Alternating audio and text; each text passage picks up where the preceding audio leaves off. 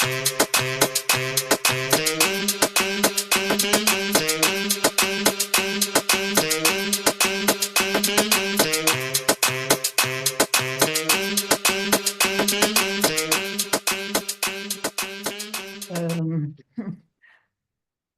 afternoon, everyone, and thank you, Professor Saad. I'm delighted to continue moderating this session. And it's my great pleasure to introduce the next speaker, Dr. Saad Jasim, that I will introduce shortly. Dr. Saad Jasim served as the president of the International Ozone Association. He is also president of the SG Environmental Consultant Windsor firm. Also, he served as the editor-in-chief for the Ozone News, International Ozone Association, and an adjunct professor at the University of Windsor, Canada. He served as a director of Great Lake Regional Office International Joint Commission, Canada and USA, founding CEO for the Walkerton Clean Water Center following the outbreak tragedy. He also introduced the ozone as a primary disinfectant to the city of Windsor in 2001. Designed the water reuse system for greenhouse operation in Canada. He received many awards for his achievement. He developed a project for the reuse of treated sewage effluent at Qatar Environmental and Energy Research Institute. Over the past 25 years, Dr. Jasim has focused his professional engineering work on health and safety. He works on projects for removal of cyanotoxin in surface water using ozone and advanced oxidation processes. So Dr. Saad, he received a great award for all his achievement. And of course, due to limited time, I want to go into the full detail of Dr. Jasim's impressive background.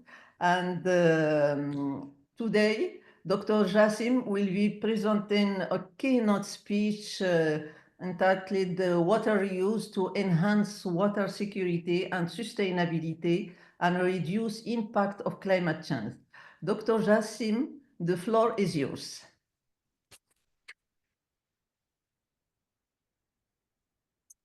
Thank you very much, and it's a great pleasure and honor to be on the conference and to see some of my great colleagues like Dr. Ahmed Inawi, Dr. Ilyas, and others that we shared the conference when I came to Morocco in 2015. It's a great pleasure to be with the group and talk about this this issue of the impact on the climate change on water systems. So basically, I'm going to be talking about issues that have a global impact on the world and focus on the MENA region, which is Middle East and North Africa. So MENA and climate change. MENA is the Middle East and North Africa is one of the most vulnerable regions to climate change. And the climate change impact, impacting water scarcity, the issue of degraded marine and coastal ecosystems, and eventually impacting even air pollution. The impact of water scarcity is the impacting will be food scarcity and availability, because the main use of water in many countries is for irrigation, for agriculture use. And this resource is quite important to achieve food security and to preserve some biodiversity to ensure sustainability of the communities. This diagram shows the global average surface temperatures from 1880. The average is being stated, and that was done by the NOAA, the group done there. 1 second, sorry about that. It went fast. So basically, the temperature you see by 2020 and above is going increasing, and you see the temperature, and that was the United Nations expert panel on climate change indicating that the danger of passing the 1.5 centigrade. And this one shows the global impact on temperature worldwide, and you see the changes in degrees. And this is a real concern when we look at it and see this major impact. Temperature rise is you have extreme high temperature up to 56 degrees in MENA group, and it would be about 4 degrees in some industrial above industrial level, and in summertime could exceed or reach 8 degrees centigrade. And that is, I think, a problem, especially Algeria, Saudi Arabia, Iraq, and some of the other Gulf countries. And in the MENA group in general, and that was the World Bank established that. They did some studies and put some kind of representation, different pathways. And you see the impact, potential impact of the baseline of temperature and potential increase by the year. We're looking at 2030 or 2050, and you have to think about what's beyond that as well. So we have to look at some issues, especially when we have the water scarcity, is water reuse. I've been talking about water reuse for many years, and I've been involved in it for over 20 years. Water scarcity in arid and semi-arid regions must make people think seriously about this application. And the most thing we have is the wastewater we generate, because, you know, when, like I come from the drinking water industry originally, and the thing is, the water we produce, not even less than 10%, in fact, close to 5% used for drinking. The rest is used for, you know, people use it for regular daily work, you know, washing cars, cleaning the house, cooking, washing clothes. And that is what is the wastewater, and it's all mixed up and go to a sewage treatment plant. Most of the time, if I would say a high percentage level, it's not treated up to the level that can be reused. So that's why you need to think about when we transition to a circular economy, what we should be doing. And what is a circular economy is a system that minimum waste of material and nature is regenerated. And in a circular economy, we have to reuse the products and by refurbishment, recycle, reuse, composting, all these things. Water is a big material as part of that, because that is what everybody uses. It doesn't matter what kind of business you are, even if you're not doing anything, you're retired, you use water. So water is a big issue and is used by everybody. So the circular economy tackles climate change by reducing waste and reducing pollution and reuse the natural resources. And some studies done by the World Bank, it shows the impact of climate change on water scarcity by 2050. Middle East is the most impacted ones. And you see the level here, you know. And compared to Western Europe or North America, this is a major issue here. And the net virtual water trade to the Middle East is the highest from worldwide. We get the bottled water from France, from Europe, different parts of Europe, from North America, and others. And everybody is commercially indicating all that, and also including some products that has water as well, like food and others. And we need to enhance climate sensitive water resources. And how we do that?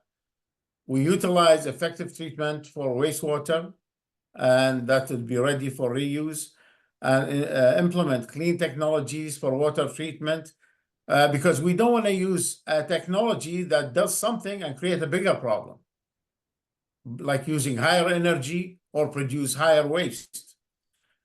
And we have to look also transboundary water cooperation for conflict prevention. And I'm one of the people who involved in World Water Day. And last year, the United Nations theme for World Water Day was water for peace. Because, during conflicts, people stop the water supply to the country next door or the community next door in order to suppress a decision or a conflict. And this is a good example of the water source and use applications. And you see from agriculture to commercial, domestic, and your reuse and storage as well, because you have to think about your reservoirs, because you need to know that you have some storage facility, and that's where the groundwater is coming as an important source for future.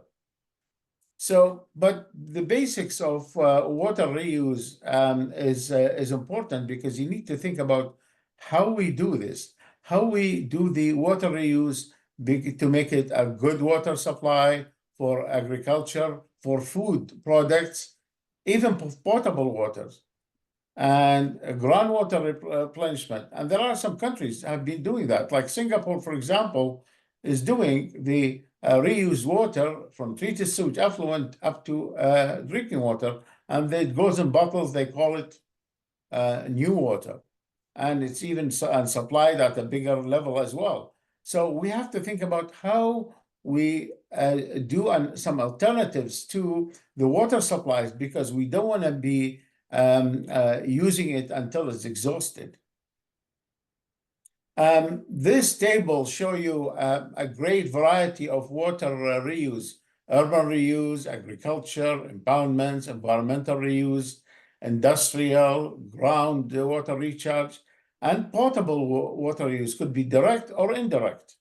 And there are a lot of details. In fact, I teach that into my graduate students. And most of my graduate students are international, mainly from India. And they have major issue of water supplies and problems. Health effects, that is what we always have to think about. Because whatever we do, our supply has to be safe for people to drink, to use it towards their clothes, to cook, and all that. What problems? The main problem is the pathogens or microorganisms like bacteria, protozoa, viruses.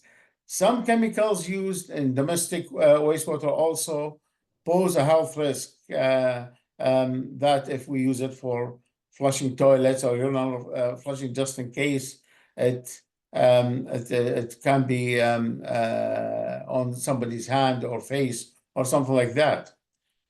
These are some of the major challenges, as I indicated earlier. The pathogens is number one. Also, what is now the World Health Organization, the antimicrobial resistance, like antibiotic-resistant bacteria, for example. And people see now, you take 2 to 3, maybe sometimes, of antibiotics to solve a problem that used to be solved by a simple penicillin before. Now this is a problem. And there's a study just been released last year in Japan. They found that antibiotic-resistant bacteria or antimicrobial generates more in the sludge in the wastewater treatment plant, and they have to be used. And this one is either discharged, the water will go through it, discharged into the water sources, freshwater sources, or they put it afterwards in the landfill. And with the rain, it comes back to you into the water table. Chemicals of emerging concern, like pharmaceuticals, endocrine-disruptors, personal care products, and now a lot of talk about the PFAS, the ferro-octanic acid, PFOA and PFOS, and also the aesthetic thing like odor and color. Whatever they tell you the water is good, if it has brownish color, I wouldn't drink it. Or it smells, that is shows that potential organics in it. So water scarcity, the study shows that in the MENA region, the demand is going to increase significantly by the year 2050. And these are the World Bank information about the studies and the information they got from the region.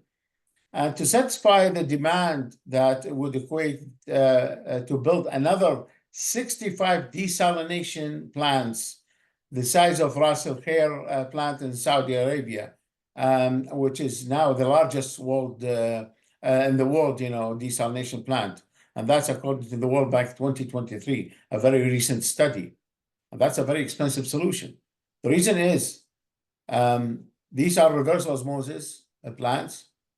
The use of energy is high, plus the brine developed and generated from that, most of the time, and I've seen it myself in different locations, it ends up back in the sea or the ocean, wherever it is. And that impacts the ecosystem, the mammals live there, the fish, all. Food security, that is what people think about, because most of the countries in the Middle East, the Arab world, they import half of the food demand there. Even we have potential of good agriculture use. And also the agriculture, because it's about 85% of the available water source, as I indicated before. But the thing is, most of that comes in many countries who don't have enough rain or rivers. They dig into wells and to get that, but the water table is not there forever. You're going to lose it if you use it without regeneration or adding. And basically, this comes from the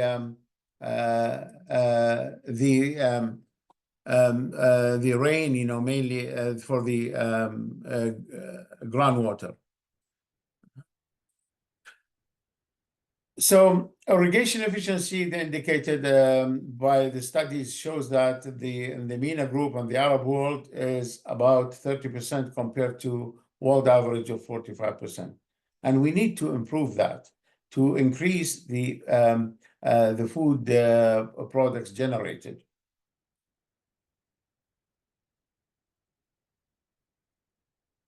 And this is also based on the data in I believe 2016 or 17, and that was done to show the treated water and reused is only about 18%, and treated and unused about 25%, and untreated is the majority, which is 57%.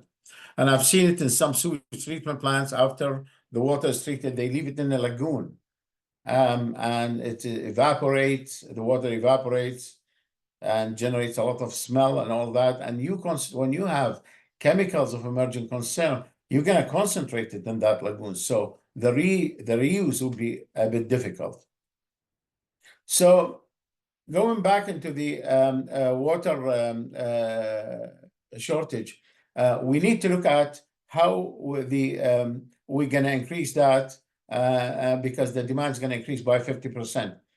These diagrams shows that the demand use and renewable water resources in the MENA region.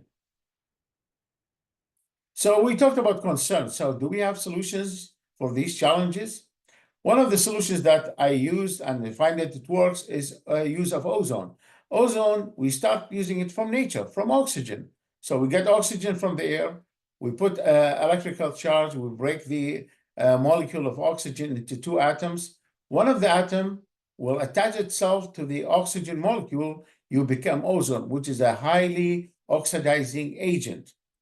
And it can do a good disinfection algal toxins like cyanotoxins, the taste and odor control, improve water treatment processes, optimize it, reduce trihalomethanes, which is a carcinogen generated from chlorination, and removal of pharmaceuticals and endocrine disruptors.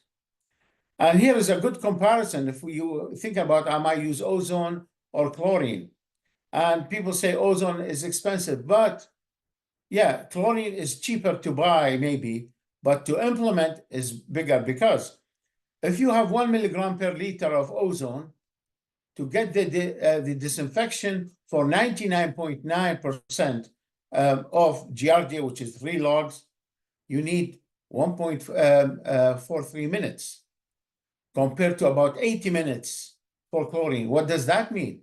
You have a huge contactor to achieve that, plus a big pump to pump the water through in and out. So you use more electricity, and you have a lot of capital and more footprint to use that. And you see here, that's in the US, the amount of plants of ozone is growing widely. And you have the big cities like Los Angeles, Boston, most of Florida, Texas using it, because they found it solved their problems.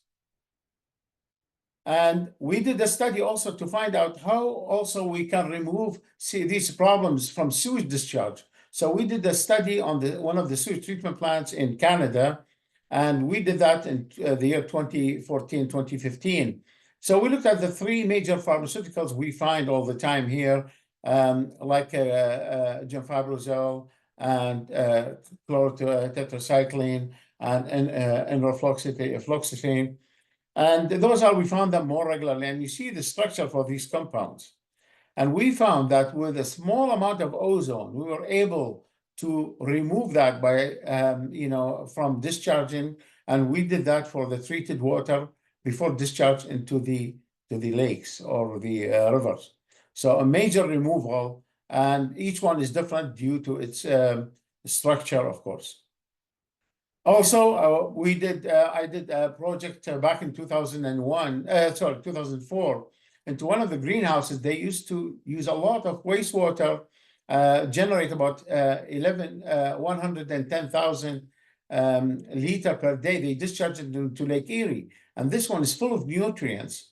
So I developed a system for them, and thanks to the owner of that time, he was open-minded. He came even to attend one of the one of the conferences for ozone. And so he accepted the proposal, and when he saw what we could do, so we installed ozone for the water before discharge, but what we did, we built contactors underground, and we put some baffles, stainless steel baffles, to achieve any disinfection for any potential viruses or any microorganisms. And this is a small generator has been used, and this is when you open the door for generator, that's what it is. That's the oxygen concentrator here. And so basically, and this is the cells here, and these are the nutrients tanks. It's a big operation. That's a 14 acres. Each acre is about more than 4,000 square meters.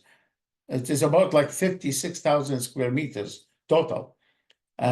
So 56,000 meters, that's what the convention for that. And this is the system here. And we see we have monitoring for ambient ozone, if there's any leak, and the dissolved ozone. So it was done exactly in a good way.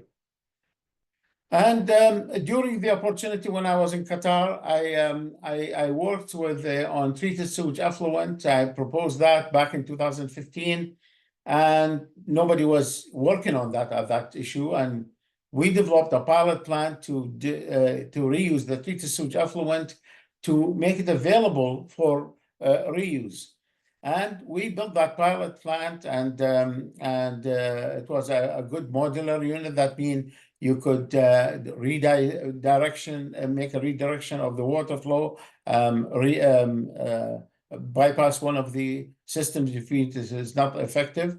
And we submitted that patent at that time. I'm not sure what happened with that because I left it with the Kiri group.